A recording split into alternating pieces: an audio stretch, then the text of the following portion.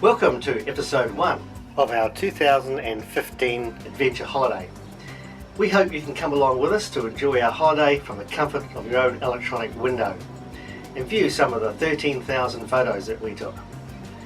But first, a little bit about the technology. Boring. Compared with our 2013 adventure holiday to Canada, South America and Antarctica, we had to up the game considerably so that we could meet the challenges of sustained long-haul holiday planning, navigation and photography backup. First up, a new camera. This is a Canon SX60HS, a 65 times optical zoom camera compared with the previous one which was only 50 times.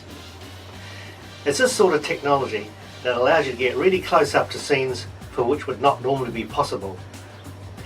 In this particular scene I was standing 100 meters from a high security area where no photos are allowed. You can imagine what would happen if I was caught.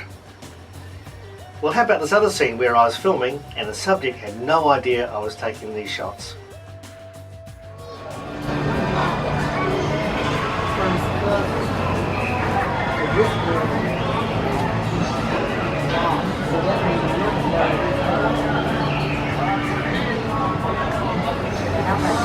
Next up is the GoPro camera. Most of the time I join this to a selfie stick, and there's plenty of that kind of thing in the coming episodes. It's this kind of camera that really allows you to immerse yourself in a scene. For example, this one was taken at the Pitti Palace in Florence. And how about this one on our cruise ship? Or some high-speed motoring on the Greek motorways. And I'm doing 130 kilometers now, and the faster cars are doing 200, and then I get passed by a train doing 320. It was so quick I'd never had the opportunity to photograph anything like that.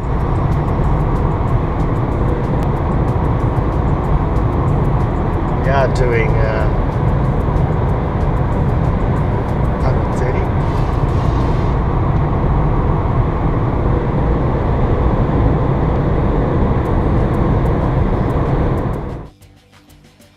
Next was an upgrade from my tiny Sony Xperia phone, which wasn't so tiny when I bought it, to the Samsung Galaxy S5, which flawlessly took us through 200 GPS points in 10 countries, controlled the GoPro camera, and lastly performed as a phone. Finally, to reduce weight, rather than take a laptop or a netbook, we took tablets, the iPad and the Android tablet, which performed all of our communication needs, backed up our photos, and also enabled us to run our business while we were away.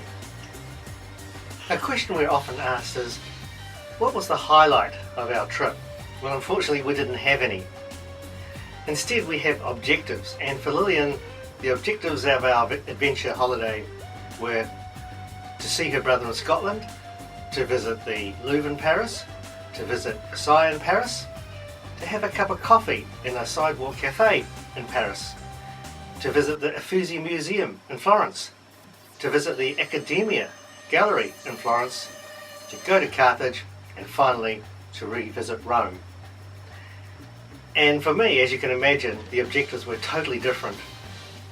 And they were to ride on the world's latest plastic plane, the Boeing Dreamliner 787, to sail on the world's biggest cruise ship, 220,000 tons and 8,500 people on board, to ride on a high-speed train at 320 kilometers an hour, to ride on the London Eye, and to meet two of my Facebook friends which I have never met before, and finally to catch up with old friends.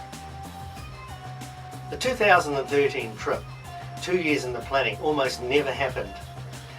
1 year out from the departure, I was diagnosed with prostate cancer, and as part of that process almost died. But that wasn't the end of the matter. The drugs and radiation treatment left me with severe dementia and also severe arthritis, to the point of being unable to walk. In fact, I couldn't even climb the stairs in my own home. So with 3 months to go, travel to the other side of the world seemed totally out of the question. But wait, there's more. 1 month from the departure date, Lillian became severely ill, so she was sent to Australia to recover. with little hope of travelling long haul. So for a moment it looked like no one was going to go to the flight to London and then on to Rome and take the Mediterranean cruise. Then, at the 11th hour, we decided to take the chance and get on the plane anyway. So Lillian flew back from Australia, and 4 days later we found ourselves at the beginning of our 71-day adventure. So come along and live the trials and tribulations that we had to face, that happened to us, as we try and pull off what seems to be the impossible.